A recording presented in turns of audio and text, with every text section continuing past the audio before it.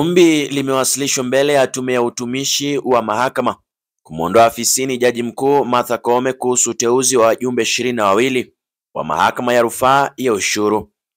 Kulingana na mlalamishi Michael Kojo Otieno, Jaji Mkuu ameenda kinyume na kanuni za maadili ya mahakama kwa kukosa kuzingatia sheria ya uteuzi wa wanachama hao katika mahakama ya rufaa ya ushuru.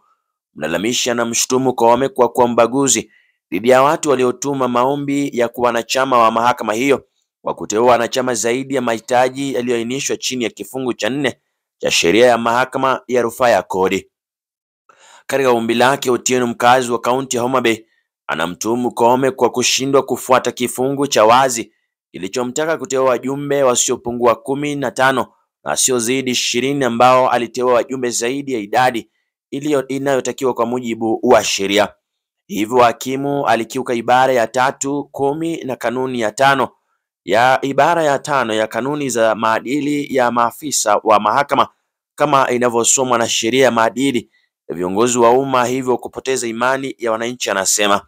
Mlalamishi huyo pia alimkashifu Koome kwa kuwaelemea walipa ushuru wa Kenya kwa uamuzi wake wa kuwateua wajumbe wengine 2 katika mahakama hiyo ambayo hawakutengewa bajeti.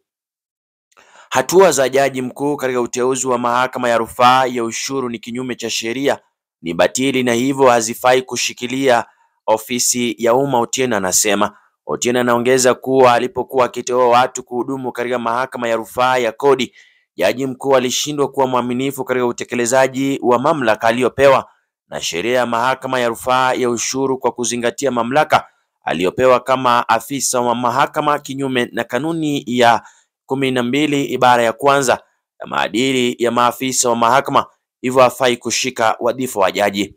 Koome ameshindwa mtihani wa kutokuwa na ubinafsi kwa kuzingatia tu maslahi ya umma yanayoonyeshwa kuwa uaminifu katika utekelezaji wa majukumu ya umma wakati akiwateua wajumbe wa mahakama ya rufaa ya kodi, walalamishi walisema.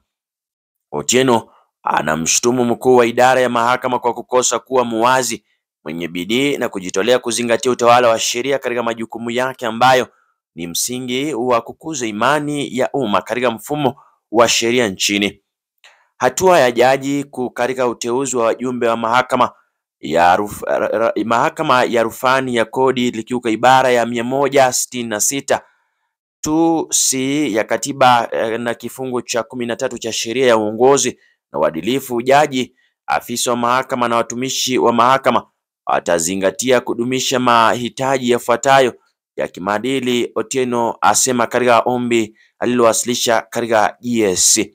Katika notisi ya gazeti la Mei 10 mwaka 2023, Koome alisema kuwa wanachama wapya walioteuliwa kupitia tume ya huduma za mahakama GSC atahudumu kwa muda wa miaka 3. Ndizo taarifa za hivi sasa. Mtazamaji wangu, unaweza toa maoni yako hapo kwenye comment section kuhusiana na swala hili nzima. Otherwise, hii ni Erran Media, zidi kusubscribe, hapa ndipo nyumbani.